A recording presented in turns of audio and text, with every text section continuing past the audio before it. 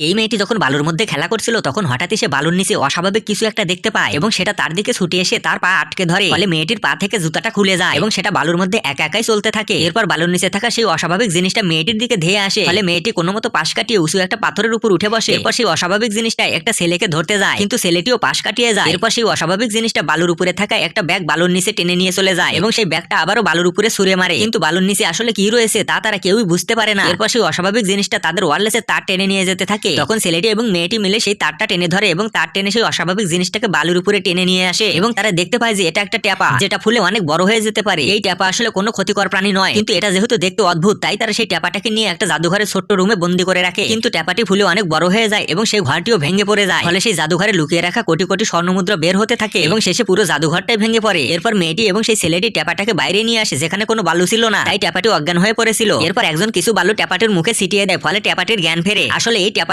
বালু ছাড়া বাঁচতেই পারে না, তাই ছেলে মেয়েগুলো ট্যাপাটাকে আবারও সে বালুর মধ্যে ছেড়ে দিয়ে আসে এবং ট্যাপাটি অনেক আনন্দে পুনরায় বালুর মধ্যে ঢুকে পড়ে।